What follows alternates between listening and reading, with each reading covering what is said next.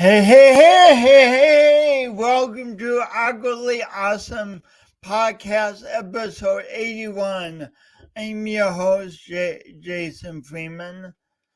I specialize in speaking to middle school and high school kids about turning obstacles into opportunities, about accepting themselves as they are so they can move forward towards the life they dream of and persevere with all the challenges that come with living.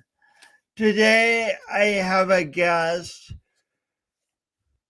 who he's so inspiring because I've only known him a few months, but now he's on a path of constant learning, constant growth, and really inviting himself and the people around him to be the best they can be. So without further ado, let's not click on that. That was rocky. Oh well.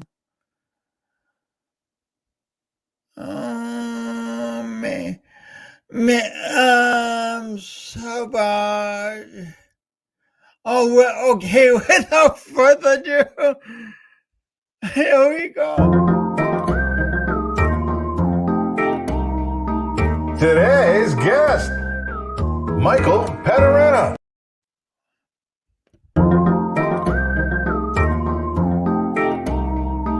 Today's guest. Okay, well, not doing that. Don't know what happened there. This is a rocky start. Okay, let me tell you about Michael.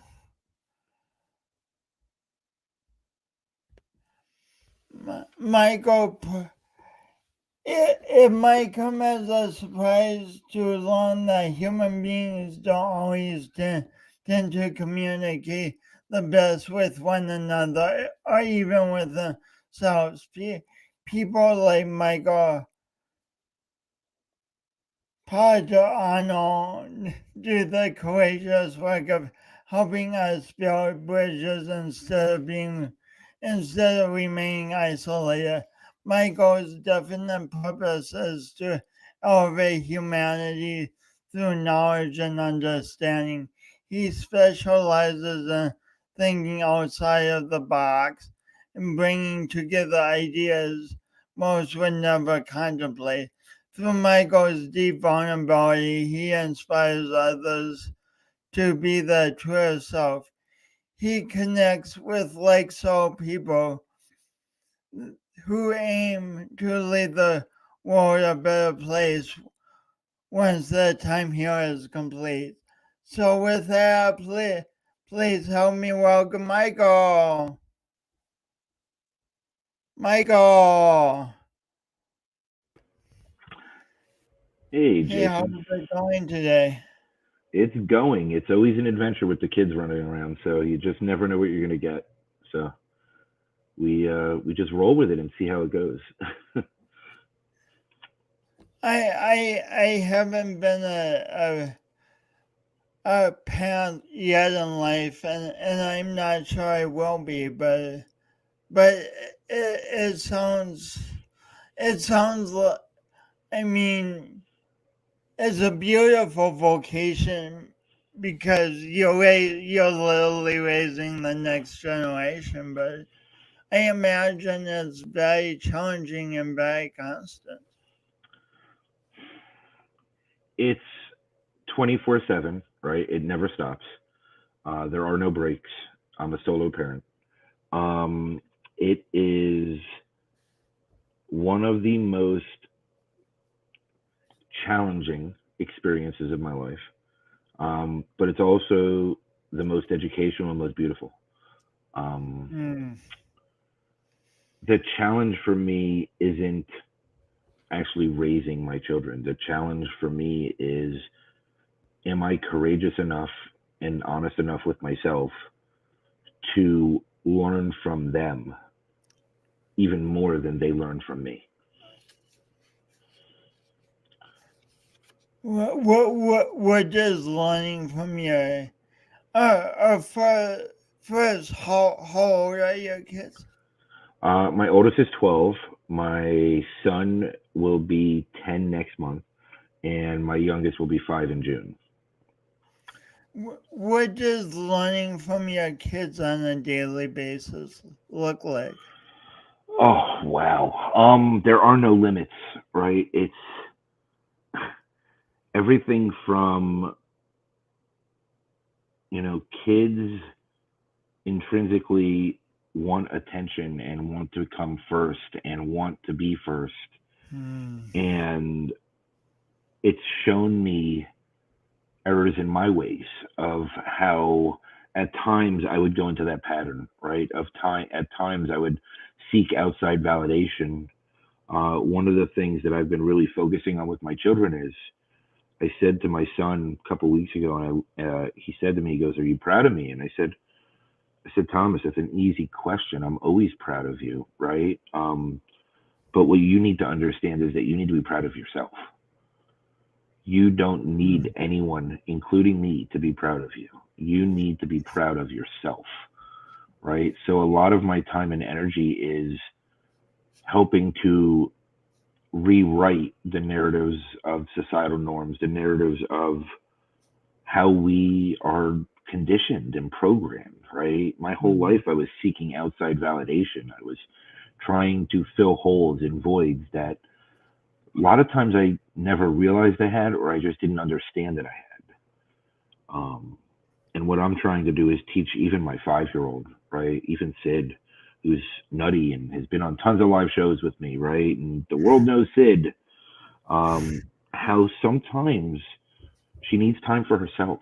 It's not always about me filling those voids for her. And if she needs me, I'm there. But I spend a lot of time giving her independent time, either crayons, coloring, painting, drawing, even if it's just like vegging out in her room so that I can veg out a little bit, right? Because I don't get a break.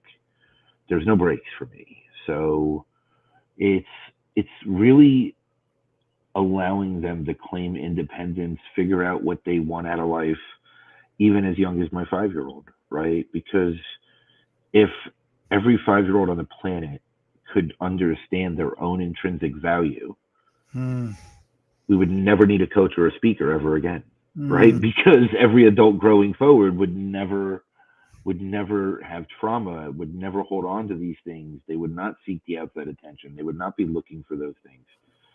So it's very interesting to me, and because of the journey I've had, I'm doing things different in my way, right? And I'm teaching them what I've learned much later in life so that they can probably avoid some of those landmines.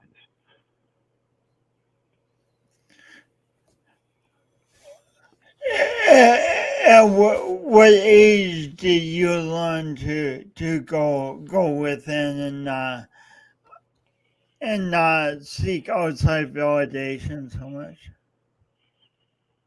Yesterday, I mean, it's a daily process, right? Like, I mean, yeah, there, that's a good answer. right? There's no A perfection really good here, answer. right? Like, there's no perfection. Like, I mean, 3 years ago, I seeked a heck of a lot more outside attention than I do today. Yesterday, today I seek less outside attention than I did yesterday. It's just a daily process and a daily evolution. I mean, if we're not self-aware and trying to be a better version of ourselves each day, which with each moment, with each decision, then we're only lying to ourselves, because everybody else already sees it, right? If they're paying attention, because truth of the matter is 99.9% of the world doesn't pay attention. They're too busy worried about themselves. We just think they are.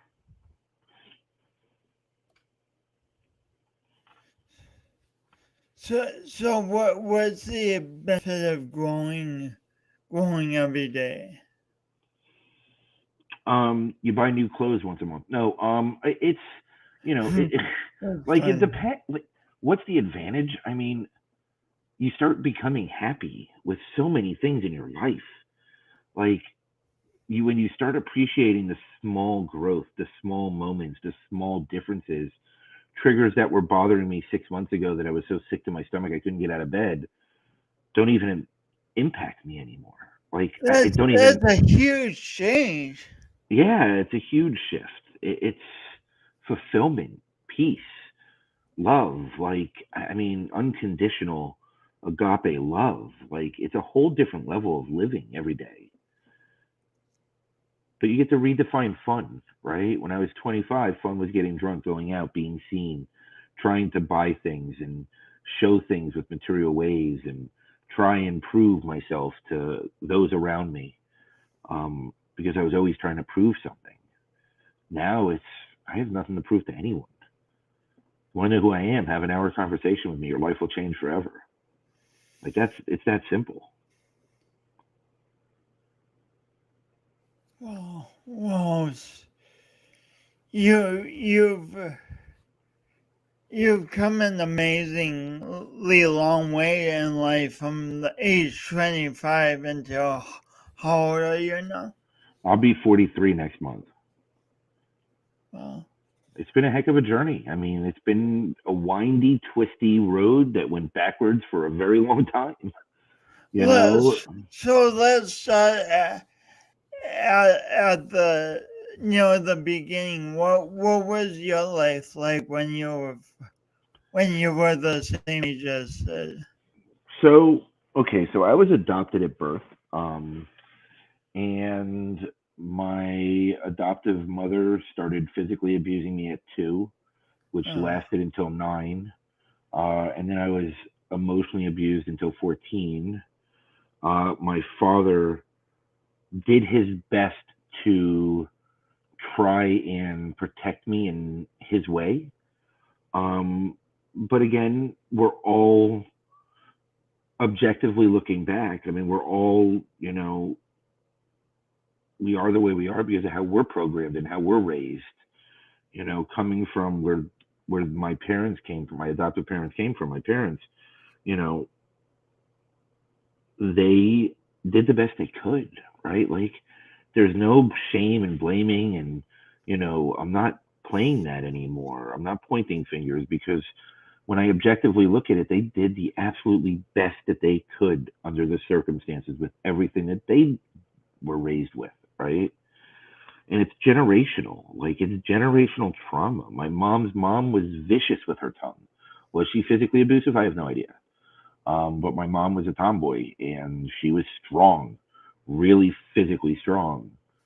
So it was quite, she was angry and sad and just mm, miserable. And, when you're living in that space, we react, right? So, yeah, did she go to extremes? Yeah. Did she abuse me? Yeah. But did I deserve it? No. But no, I was the object of, I was the closest thing to her and the object of her pain. So it's just the way it was. And I don't blame either of my parents. My mother's been dead since 2011. And I look back and it's just, my truth is that I was abused. My truth is also that I objectively do not blame them because they had their own upbringing and they have their own demons to battle. And they both did the best that they could with every circumstance. And then I started drinking at 9 and started doing drugs at 12 and had crazy life experiences, many near death experiences. I know what it's like on the other side from my perspective, right? Again, my perspective. I can't speak for what everybody else has. I can speak from my personal experience. And that's how I formulated my belief structure, my spirituality, my meditation, and my routines and practices. And, that's how I do it, right? I speak from my truth, my perspective of truth, because that's all we can do. is it fair to say drinking and drugs were your first way, were your first path, kind of out of that reality, like out of the reality you were in with your parents? 1,000,000%. It was definitely escaping or numbing, right? I mean, that was my escapism. But then there was women, there was girls. I mean, 9, 10, 11, 12, 13, 14 girls, right? And then as I got older, it was women. And, I was, definitely a sex addict for a while, a drug addict, a gambling addict. I mean, I got addicted to anything porn, whatever I could get addicted to, I did. Like, and even after I got sober, I mean, I still had stints where I got addicted to gambling and I got addicted to porn and I got addicted to working, right? Because working was a great escape too. If I work all the time, then I don't have to deal with anything. So it's there's many escapes and there's been many throughout my life. I mean, I've been sober since June 19th, 2006. Congratulations. Thank you. And I made a pact with God. I said, God, if I ever use again, kill me. Just kill me on the spot because I don't ever want to live that way again. Right? Like I was at that point, like just kill me. Take my life if I ever use again. And thank God, right? My version of God, I'm still sober. And I'm very fortunate for that. So it's been quite the adventure and quite the just many stories and many shifts. Hey, Tim. And just it's life, right? Like we all have stories, we all have value. We need more people to share their stories because that's how we impact others, and no one can reach everyone. Tim says hi, and Yeah. Jenny Gold says Hey, Jenny. we love you, Michael, and need to hear your story. We we do. So, thanks, Jenny and Tim. So you came to a number of forks in the road, and you. So one was the abuse thing. You could have you could have like just this is what I know, and this is the reality, and you could have kept going down that road and become the person. The other was the addiction thing. Yeah, I mean you could have just continued down that road. What would you say to someone who's who's looking at their lives and like Michael, I want to get on a new path. Why did you go to that path in the first place, right? Because you can't help someone until they're willing to go to their core. They've got to be willing to go to their core root and find the pain and find what the in a lot of ways addiction and escapism is a symptom of the underlying pain, right? So yes, it's chemically addiction. There's, it's definitely physical, it's definitely mental, it's definitely spiritual, but what is pushing you towards that life, right? And once we can get somebody to their what their core issue is, and we can start unraveling, how it's triggered event after event after event in their life and how different dynamics of relationships in their lives follow a pattern across their lives. We have our patterns and behaviors, we have our programming, we have our upbringing, our societal expectations and norms, and it all boils down to self-awareness, right? You really want to change, then you've got to become so self-aware that you are uncomfortable in your own skin. You have to be willing to go so deep that you don't ever think you're going to come out of it, and you've got to find someone to work with you that will walk side by side with you. Because I don't teach anyone anything. I guide them based on my experiences. I'm a guide. I'm not a coach. I'm not a this. I'm not that. I don't claim to be anything I'm not. I'm a person who has overcome adversity after adversity after adversity, learned, fought, grew, resisted for years, refused to be vulnerable for years, right? And then I started creating solutions for myself when I got on my own way, right? And the only way that happens is if we are self-aware. We need to be so self-aware that it's uncomfortable. And then we hold ourselves accountable and then we grow. And if we're lucky, we have people in our lives that care about us enough to help us stay accountable to ourselves. Hmm. You know, my whole life I had a few of those people and I ran them off because it was so uncomfortable for me. I couldn't do it. Now those are the only type of people I want in my life. Because I don't want yes people in my life. I want people that are going to challenge me. I want people that are going to push me. I want to continuously, daily evolve. I want to grow. I want to shift. I want to impact. And you impact by being your best version of yourself every single day and sharing your real journey, whatever it is. There's no shame. There's no blame. You know, I mean, we all do things that go against ourselves. And again, we're not brought up to even understand what that means. Because the generations before us didn't know what that means and still probably don't in most cases. You mean I have a passion? You mean I'm allowed to go with something that means so much to me that I'm not going to stop no matter what it is? No matter how hard things get, if I'm living in my car, I'm still going to be out there helping people? For me, I am. I'm always willing to risk it all to help people and to be my best self, whatever it takes. Because it's worth it. It's my passion. Wow.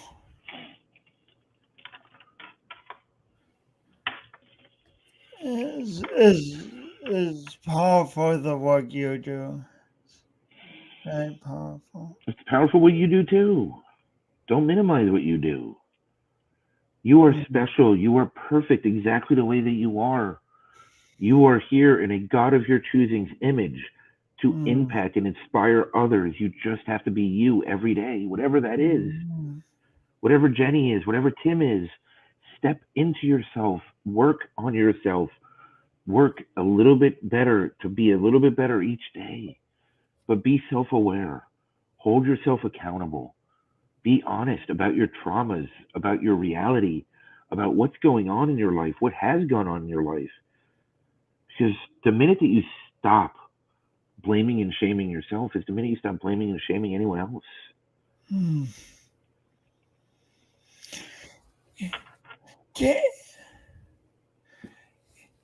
Can you say more about how we get at those core issues within us that are driving the pain, driving the addiction? Because they're so hard to look at. So here's what I'm going to do, right? I'm going to show you basically how this works. And keep in mind, I'm not a therapist. I'm not a counselor. I don't have licenses. I have a GED. But what I do have is life experience. So let's keep that in mind, right? I've survived every day until right now. So I'm doing pretty good. Yeah. So let's say this, right? And of course, I found a pen that doesn't work, so that's not helping. There goes my vision. I would give you one, but I'm in another state. So. Yeah, I mean, and I'm just in a state of confusion, so it wouldn't work anyway. So, okay, so visual aid. Here's my hands. I'm trying to see what fits in the screen and what doesn't. So if this is where I'm at today, and I have patterns and behaviors, these patterns and behaviors are created from whatever happened back here in life, like way off the screen, all the way back, right? Way off. So way off the screen. You need to be self-aware to a point that it's so uncomfortable that thank you, Tracy, you are so willing to go deep and look, to go under that hood. And literally, if you're here today, okay, sorry, like I'm really trying to do this in screen. If you're here today, whatever patterns and behaviors you have today, whether it's avoiding, self-sabotaging, not able to really allow yourself to be loved, which is a huge problem for most of the world. We don't even know how to allow somebody to love us other than in material ways, materialism. When somebody with real love comes along, we don't even know what to do with it, right? And that's because somewhere back here, okay, other way, somewhere back here, we were taught that we needed things, we needed approval, we need to live to make somebody else proud of us. That's not what this is about. Happiness, joy, find your passion, live in your purpose, but it takes a lot of work. Because what happens is when you start looking at where you are today, you start little by little going backwards and seeing the patterns and behaviors, seeing trauma responses. So many people have narcissistic behavior because they had so many narcissists in their lives, but they act like it as a trauma response. then you have to keep going back. I'm trying to figure out which way's back, and keep going back and taking this journey to find where that core is. How far back does it go that you started requiring these traits, these patterns, these behaviors? Where did you start hiding from yourself? Where did you start Where did running? you start hiding from yourself? Yeah, I mean, where did you start running from yourself? And for me, it was at 2 years old, right? Because at 2 years old, I'm getting abused, and I didn't believe I was worth anything. I didn't believe I was loved. I didn't think I was even worth being loved. So every female relationship I had growing forward was all toxic. I was toxic. Me, not blaming anyone else. I was Mm. toxic. I had narcissistic traits. I tried to control and manipulate because I didn't want to get hurt anymore. Mm. Meanwhile, all I was doing was sabotaging myself and hurting myself. All I was doing was setting myself up for failure at all times. Because you Mm. can't allow the best in life to come to you when all you're doing is expecting the worst. I want to celebrate that. You can't allow the best in life to come to you when all you're doing is expecting the worst. Yeah. Drop the mic. You can find the love of your life, your soulmate, the deepest connection you've ever had. If you're not in a healed space and the other person's not in a healed space, it's Mm. going to be so toxic for both Mm. sides. It's Mm. going to bring out the absolute worst in both sides Mm. until both sides are willing to work on themselves. And you know what? Everybody has their own pace. Everybody has their own journey. I'm a little crazier than most. I don't turn it off. I just want to be my best self. When I started working on myself in June of 2020, like really deep working on myself, I didn't stop. It was class after class. It was coach after coach. It was spiritual psychotherapists. It was spiritual guides. It was books and books and books and books. I mean, I think I have 45 of them now in my Audible account, and I'm always listening to books. Always. I'm always learning, educating, evolving. But again, I don't do it for anybody else's expectations. I do it for myself. So in June of 2020, were you in like a hub of transformation, like San Francisco or New York City or San Oh, Diego? you want to get You were in London probably, right? you want to get this story out of me. So in March of 2020, or I'm sorry, February 19th of 2020, I got physical proof of abuse against my three children. Mm. The 21st, I jumped in the car, drove from South Florida to Arkansas, packed for 8 days because, hey, I have physical abuse. How long is this going to take? Was stuck in a hotel room an hour away from my children for 10 or 11 days until the judge finally signed off on me getting emergency custody. At that point, I started figuring, okay, this is going to take a while. My first court date was supposed to be March 31st of 2020, and there was a tornado in my lawyer's town close by, all small towns. And of course, the rescheduling, which I didn't know until July, was October of 2020. So Like while I you can't make this stuff up. no, and There was a tornado in your lawyer's town, and the yes, yeah, rescheduling wasn't a month, but like 6 months. yeah, seven actually, yeah, seven and almost seven. And it was during COVID, right? So everything, the whole world shut down, and I had three kids at home in a So Airbnb. could you go back to the big city No, with your I kid? actually wasn't. I was actually wasn't allowed out of the county because I had to keep them in the district, and it was such a small district that the judge was only in the courtroom that I was scheduled to be in 3 times a month, literally 3 times a month. So, and because of COVID, they cut the caseload in by 70%. So it was like, I mean, you can't make this up, right? Like I was trapped from March when I got my kids until I would say probably the first week of May, I went into a morbid, deep, deep, dark depression. Shut down, had no options, didn't know what to do. I mean, I was at an emotional rock bottom, like completely. My thyroid shut down completely. I didn't know what to do anymore.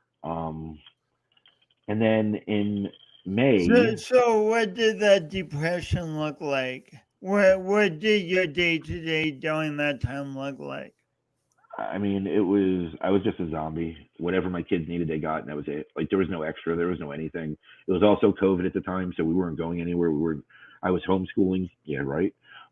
And living in a motel for the first 24 days, Oh, while the boyfriend of my ex-wife said that he would kill me if he ever saw me again.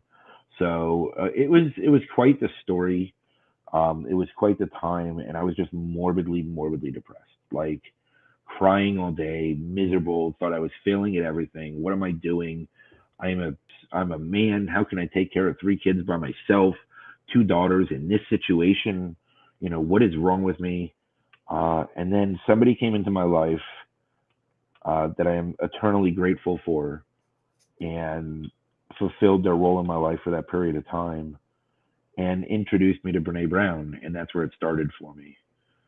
And I went through, yeah, daring greatly. And I started working on myself like crazy. I started doing all the exercises in that book relentlessly. so wait.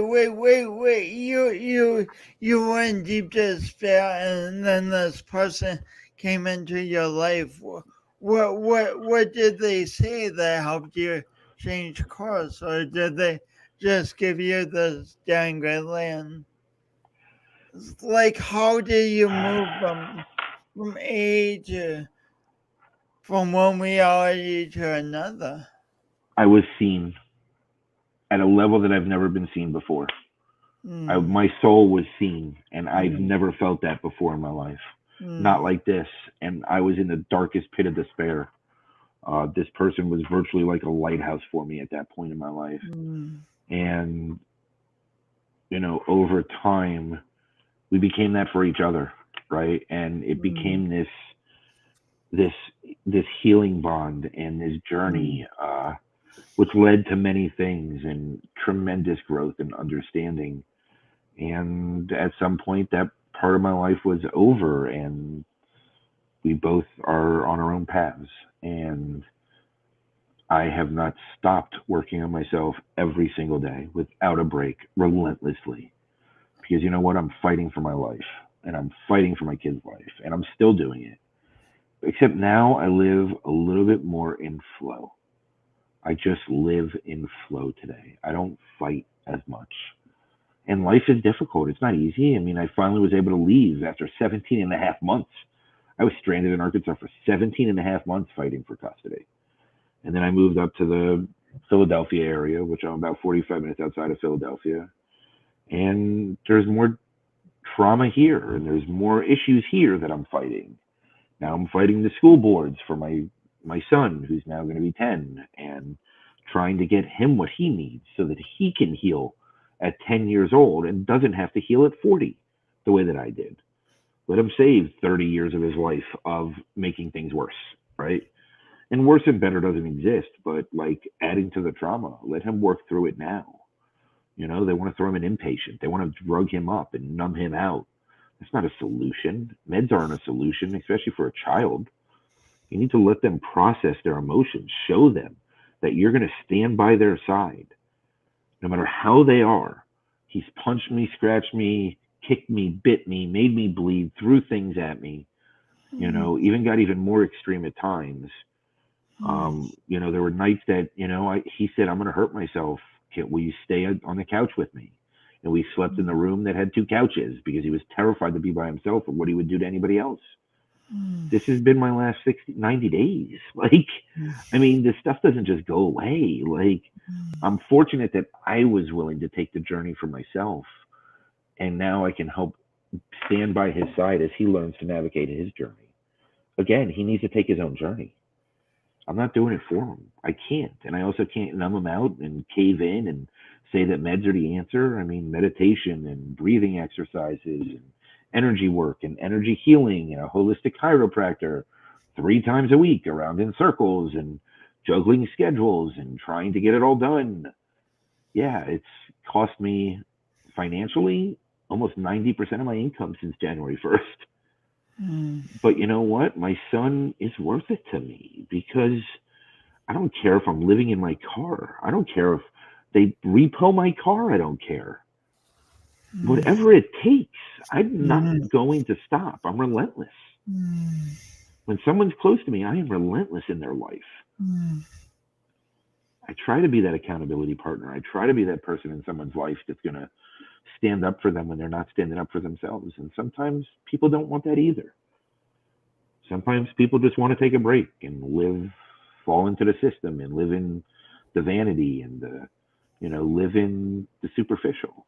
That's just not who I am. I can't do it. It doesn't mean anything to me. Whether I have $1 billion or $1, I'll never be the same. I mean, I'll never be different. I'll always be the same. Mm. I just, I'm just me. I value every second with my children. Mm. I went 2.5 years with almost having zero contact with them. Oh wow! I didn't realize that. Yeah, before I got the physical evidence, I had almost zero contact with them. My number was blocked. I couldn't call them. I couldn't interact with them. Oh, it was torture. It was torture. It was about 1.5 years, actually. It wasn't 2.5, but math So evading so me. so even as challenging as things are right now, you get to see your kids every day, and you're grateful for that. Oh yeah, I see my son every day. He doesn't go to school anymore because the school triggers him and puts him in positions to get himself hurt. So I'm not. I'm fighting the district right now. I hired a lawyer and we're going to work on it to try and fix it for him. Again, whatever it takes, right? Like, I mean, there's no stopping at the amount of advocating I will do for somebody that I care that much about. When somebody gets that close to me, whether it's kids, friends, family, whatever it is, you're considered blood, and I'll do whatever it takes. It's how I treat my clients. I mean, my coaching clients, I stand by their side. I hold them accountable. I work with them. I help them find their deepest passion and reframe everything in their life so that they live their best life every day. No matter who it is, what's the difference? If you're working at a hot dog stand or if you're running $1 billion business, doesn't we're all human beings. And what's Hmm. ironic is there's probably the same trauma with both people. One just got lucky and one didn't. Like, it's the same traumas. It's the It's same probably life. the same trauma with both. Yeah. But I mean, so often we think, and I even find myself falling into this trap sometimes, that if I make X million of dollars, all life will be totally easy street, and that'll be just hunky dory for the rest of my life. But No, doesn't work for me. that's not real, is it? It's not real for me. Who am I to say it's not real for you? Hmm. It's not my place to judge that. I mean, I've always said I want to be the first person to literally make $1 trillion in cash and give it away. Give 95% of it away because I just don't care. It's just money. What's the difference? Hmm. You can always make more money. It's just a form of energy, and the material things just don't matter to me. I don't care. I like wearing my pajamas every day. I like wearing basketball shorts every day. I like wearing t-shirts 95% of the time. I Hmm. don't change. I'm going to always be me. I Hmm. don't need to be anyone else because I'm friggin' amazing. I really am. And everything that I've been through and everything that I've overcome, all I know how to do is inspire others to overcome what they need to and work through it, not abandon themselves, build themselves up, find what makes them special, what makes them happy. So I mean, there's so much going on here. I want Michael. Mm. Um, I want to come back to two things before I forget. So so so so you finally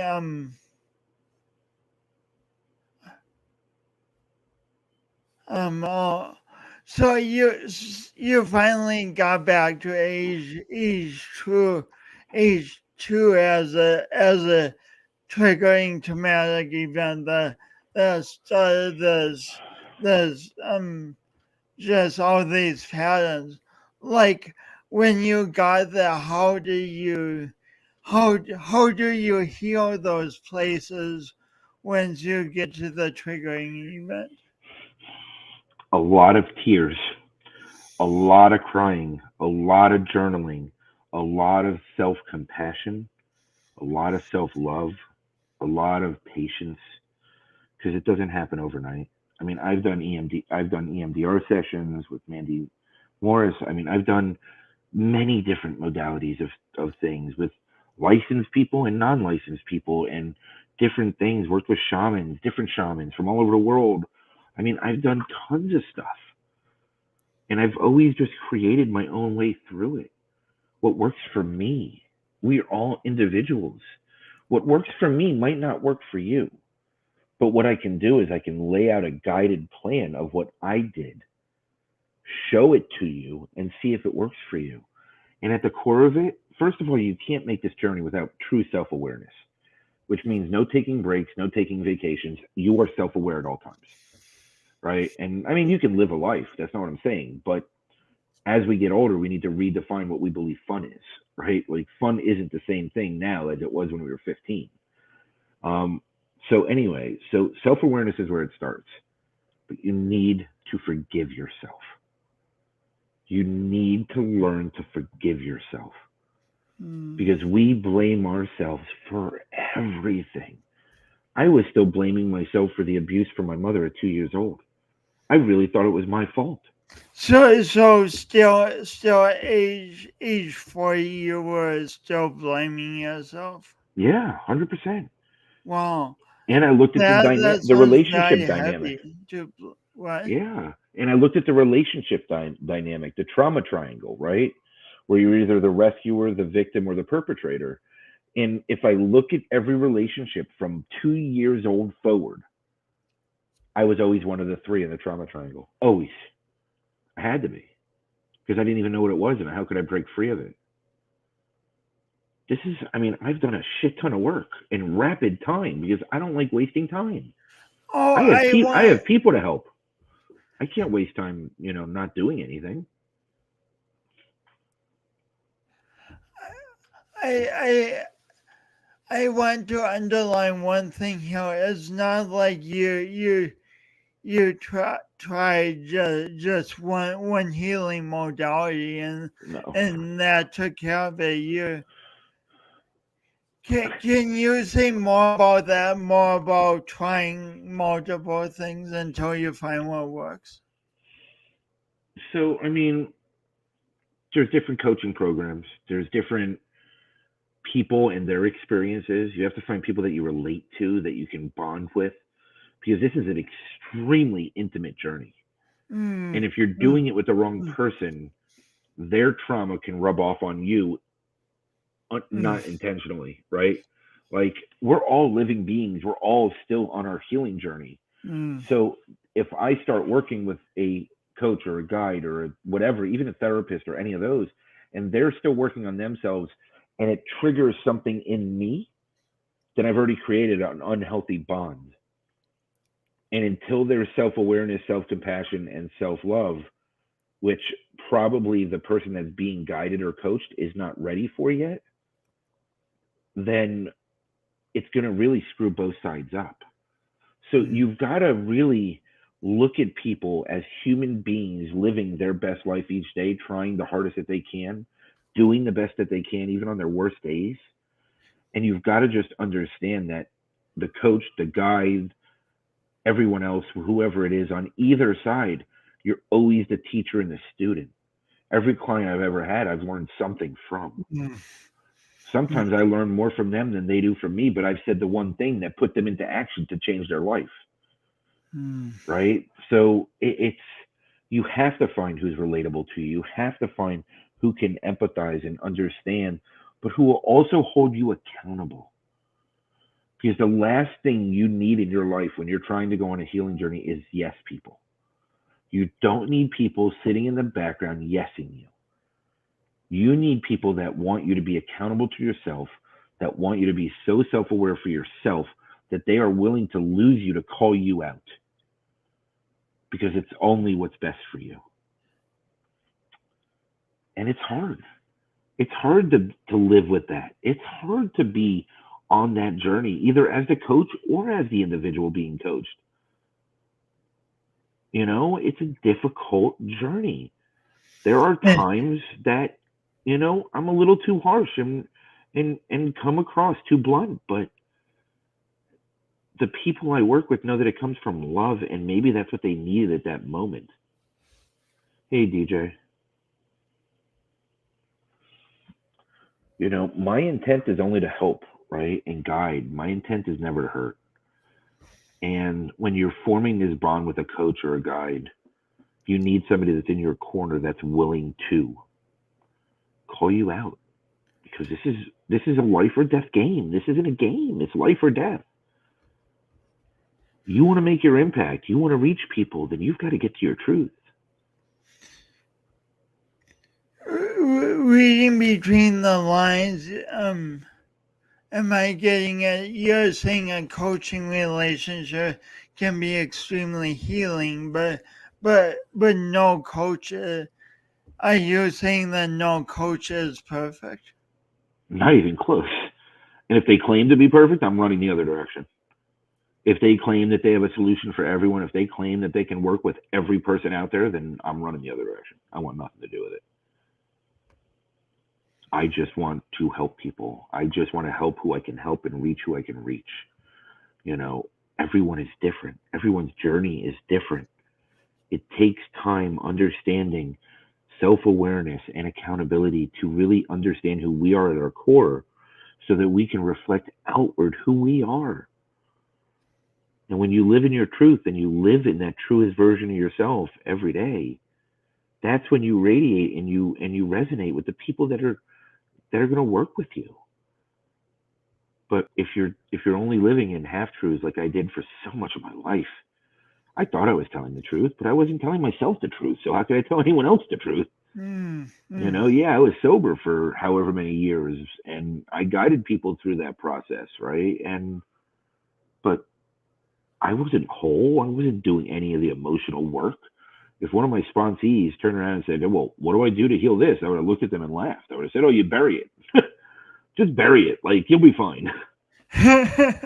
I mean, hey, you know, that was what worked for me, right? But, you know, when I started this journey, this real deep journey in June or May or June of 2020, like, it never went back to the same again. And I never could go back to the same I used to be. I mean, I shared it all. I share it all on my YouTubes, on my live videos, on my LinkedIn. My whole journey's there. I'm not taking anything down. I'm not hiding a single moment of it. It's all real. That's the real journey. And Eric, my opinion, being the authentic version of you is the greatest source. You allow yourself to tap into the greatest source of power. You allow yourself to reflect your deepest power, your deepest vulnerabilities, your deepest purpose. And that just attracts whoever it's going to attract.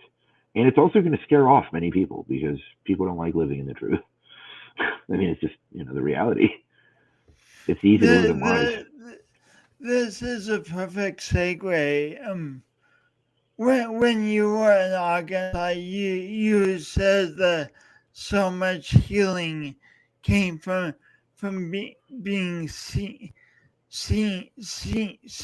by that person. Can you say a little more about how do we truly see each other in a way that promotes healing? There's some connections that are just not like any other connection. And depending on either person, both persons, one person's trauma is how the response happens, right? So for me, it was something that I've never felt before in this life.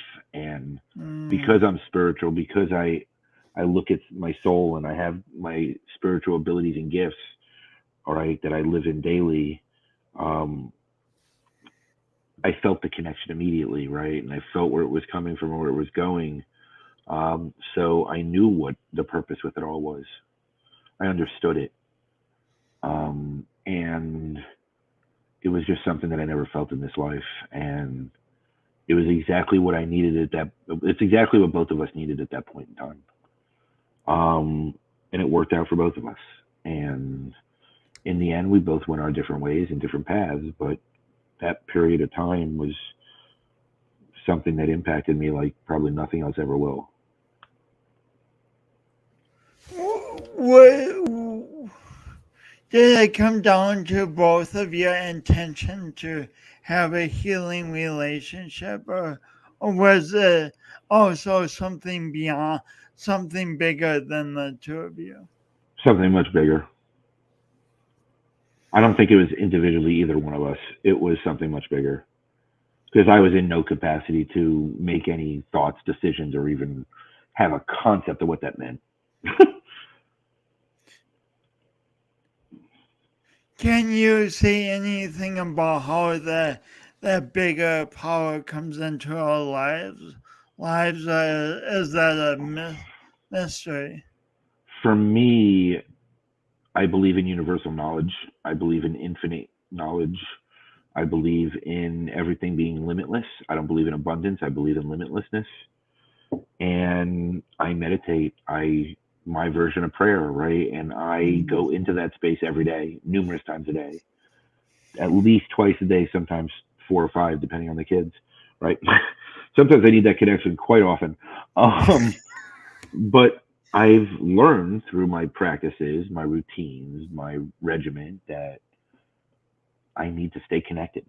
I need to be connected to be my truest self. And we all have that capacity and we all have that ability. We just have to look within. And the closer we get, like Eric said, to being authentic, living in your truth, being your truest version of yourself, um,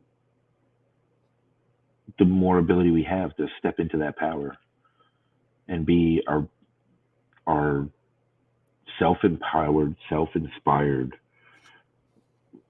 best version of ourselves, and then create a ripple effect just by being in people's presence, just by having conversations, by seeing others, by just active listening, right? And holding that space for them and really allowing ourselves to be that vulnerable, safe space for others to be in. So in a way, when we do the work to be the vulnerable, safe space, that becomes attractive and starts attracting people and circumstances, and Yes, nothing's by accident. I don't believe in accidents. I don't believe in mistakes. I believe everything happens exactly the way it is, exactly the way it's meant to. We just have to find the lessons within it. And we need to be willing to look within ourselves to find those lessons because it's too, it's too,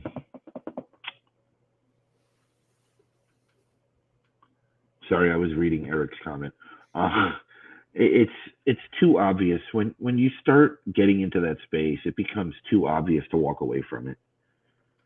Like it just it's there blaring in your face.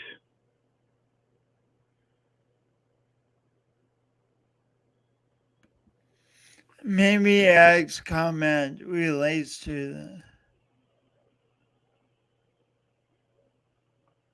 Could you say that you gained your greatest recovery by not avoiding or defending your points of view?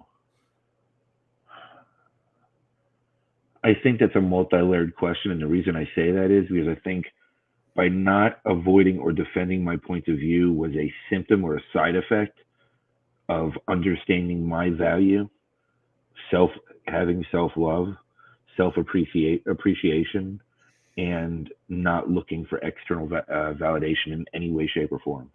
I think that is all my greatest recovery. I think that not avoiding or defending my points of view is a side effect of it. Nobody can argue with my journey because nobody else on this planet has ever lived it, and I've never lived anyone else's. So how can I ever question how they do it? Everybody's got to take their own journey, whatever it is.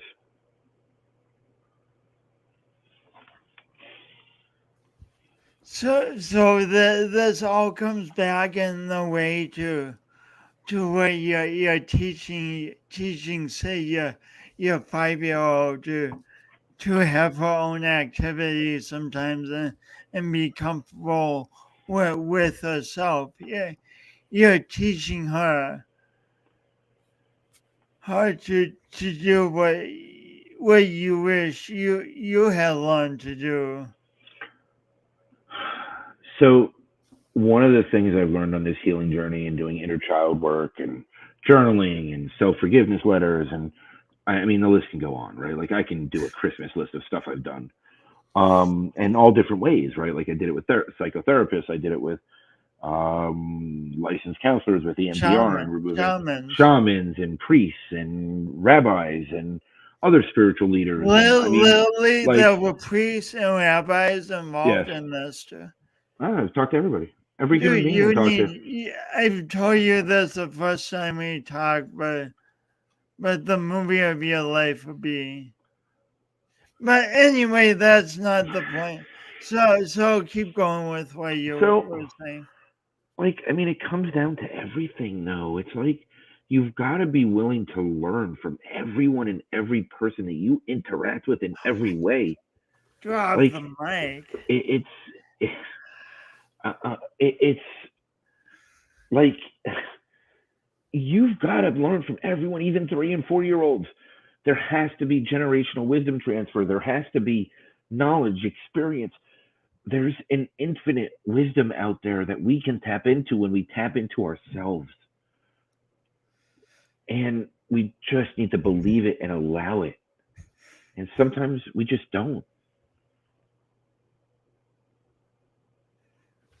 Tracy, if you want, you can reach out to me and we can have a conversation. And I could just explain everything to you. You don't need to listen to an hour episode and, try and figure it out yourself. I don't have to charge you. I don't have to charge you for anything. You want to work with me, we can work. So But speaking of that, how can Tracy and other people get a hold of you? Or what's the best? LinkedIn's the best place, and there's only one Michael Padurano on the whole platform, so that makes it easy. And just reach out on LinkedIn, and I'll give you my link. We'll set up a call. I'm open. My schedule is always open. I mean, I'll give you my cell phone number right now. I don't, whatever. Like, I have nothing to hide. I mean, my cell phone's right there on LinkedIn. Like, whatever people need, whatever's best for them, I'm here. I just want to help people. My goal is to impact humanity. And that starts with each individual. Because when I help one individual, that radiation and that vibration increases and it impacts and ripples through people in their life. And nobody can save anyone. People have to be willing to save themselves.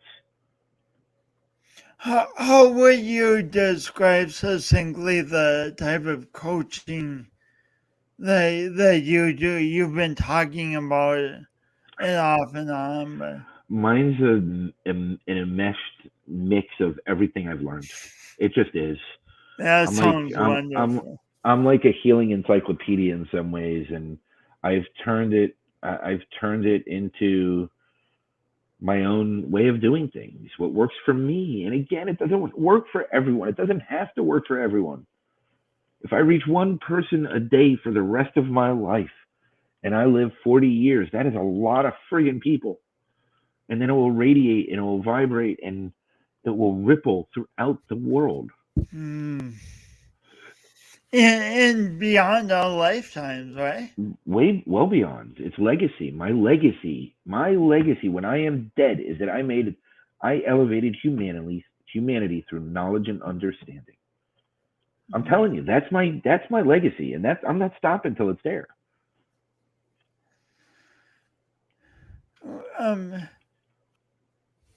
before I say thank you, I'm going to say thank you for a while, so prepare yourself. But so the not the question either. So one of the things I talk to people about is the power of doing our imperfect best, and what that means to me is we have the vision of the best we want in life, but when mistakes and struggles come up, we learn from them and keep going instead of stopping. What does doing your imperfect best mean to you? I don't believe that exists. I believe that we're all perfect exactly the way that we are, and we choose every day to be the best version of ourselves or not. And we're still perfect exactly the way we are. Like, you Mm, are absolutely perfect, Jason. mm, And I love you as the perfect human being that you are. You inspire people daily, and I appreciate you so much. mm, Like, why do we have to be imperfect? Why do we have to label ourselves in anything but being the best version of ourselves? mm, Labels are horrible. I mm, don't want to label. What do I want to label for? I'm just mm, me.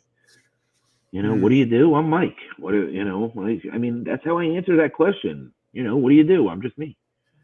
Who are you? I'm me. Like, I mean, this is truth. Like, I don't need to be anything else or anyone else. Why? I'm perfect exactly the way I am. And you know what? That means some people will like it, some people will not. mm, That's just the truth. That's the mm, reality. There is no mm, right or wrong. There is no wrong way or right way to heal. You've got to do what works for you, but you've got to be willing to learn when you can from who you can. mm. But powerful. Thank you for role modeling what it is to be vulnerable, role modeling what it is to do the messy work of healing, role modeling what it is to take a stand for your kids even when it's immensely challenging. Yeah, Thanks for being you. you're welcome, and thank you. Thank you for allowing me to be here. You have honored me by having me here. I Mm, feel completely honored to be by your side for an hour. mm. Yeah, you're welcome. You're welcome. Thank you. I've learned so much. I appreciate you. I appreciate you as well. That we're all learning. This is an experience for everyone. This is what it is. I've never heard of quantum legacy. I learned from Tracy. Tracy still didn't reach out on LinkedIn. I'm kind of disappointed. I thought Tracy would have been faster to it. I'm just kidding, Tracy. Um, I'm a ball buster also. Look, I mean, the reality is all we can do is the best we can. That's it. It's that simple. It's that simple. Eric has the last comment. Thank you for including everything that works with no boundaries. Yeah. Wonderfully said, Eric. Um, cool. I'm going to wrap up, but please stay on for a sec. I want to. No problem. Cool. Thank you, everybody. Have a great night. Uh, powerful stuff. Like, gosh, Mike goes on such a wonderful journey, and it makes me realize that we are all on, on, on this journey, and we don't have to put each other up on pedestals. Just be on our own journey and heal and go through the challenge and the opportunity of that. So good. Thank you all for joining. Next week, my guest is Jen Hazing, the nonprofit ninja. We're going to talk about the magic of the nonprofit world and all that world does to help us all to live better lives. With that, have a good night, and I'll see if my outro works.